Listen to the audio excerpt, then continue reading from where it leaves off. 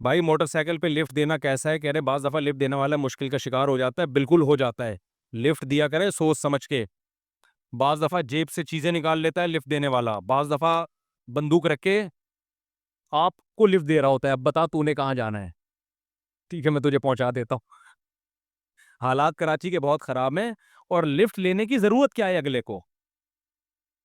ساری بسیں چل رہی ہیں, رکشے چل رہے ہیں, کیا ضرورت ہے بھکاری پن کے اب لوگوں سے بائکیں روک رکھ کے؟ مجھے یہ تو بھکاری پن ہے نا. تو بھکاریوں کو تو ویسے ہی نہیں سپورٹ کرنا چاہیے. بھائی WR چل رہی ہے, تیرے پاس کم پیسے, WR میں چلا جا.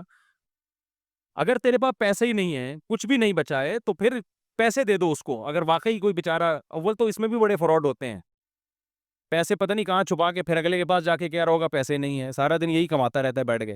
تو لفٹ دینے سے پہلے 100 دفعہ سوچا کرو. کوئی بوڑھا آدمی ہے بےچارا, کوئی ضعیف ہے تو ٹھیک ہے, ویسے ہم تو نہیں دیتے بھائی کسی کو لفٹ.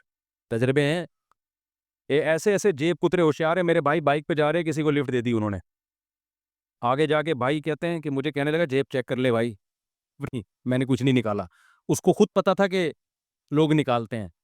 جب میرے بھائی نا بار بار اپنی جیب کو چیک کر رہے ہیں کوئی نکال نہ لے, تو وہ اتنا ہوشیار تھا, اس نے کہا چیک کر لو میں نے کچھ نہیں نکالا. تو نکالتے ہیں, جیب کترے بھی ہوتے ہیں, اور آج کل تو بندوق رکھ لے گا آگے, بڑے مسائل کھڑے ہو جائیں گے. اور ویسے بھی بھکاری پن کیا ہے یہ, گاڑیاں چل رہی ہیں, بسیں چل رہی ہیں, نہیں تو پیدل چلے جاؤ. بعض خواتین, ایک خاتون نے پوچھا کہ میرے بال ٹوٹتے ہیں تو میں سمندر میں پھینکتی ہوں. اب عجیب بات ہے, بالوں کو بچایا جا رہا ہے کہ مردوں کی نظر نہ پڑے, اور اس کے لیے سمندر پہ جا رہی ہیں, تو وہاں 20 مردوں کی آپ پہ نظر پڑے گی. تو یہ عجیب قسم کا تقوی ہے. تو کہیں بھی پھینک دیں.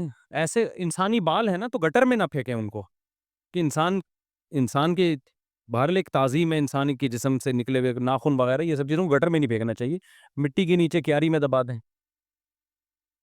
اس کی وراثت میں سے ادا کیا جائے گا. کسی پہ بھی کوئی قرضہ ہوتا ہے نا, جب وہ مر جائے تو اس کے وارثوں پہ وہ قرضہ نہیں ہوتا. اس نے وراثت میں مال چھوڑا ہے تو قرضہ ادا ہوگا, نہیں چھوڑا تو گیا بس. آخرت میں قرضدار جانے اور وہ جانے, وہ خود ہی بھگتیں گے. سمجھتے ہو؟ آپ کے ابا 1 کروڑ روپے لے کے دنیا سے تشریف لے گئے, اللہ نہ کرے, اس کے بعد ان کی وراثت میں 1 کروڑ ہیں تو قرضہ ادا کرو, نہیں ہے تو پھر آپ کے ذمے نہیں ہے. دے دو گے تو اچھی بات ہے, لیکن ذمے میں نہیں ہے. تو بھائی کا بھی ایسا ہی ہے. میرا سوال یہ ہے کہ مجھے نماز کے دوران دنیاوی وسوسے آتے ہیں, میں ان سے بہت پریشان ہوں. مجھے کوئی ایسا وظیفہ بتا دیں جن سے یہ وسوسے نہ آئیں.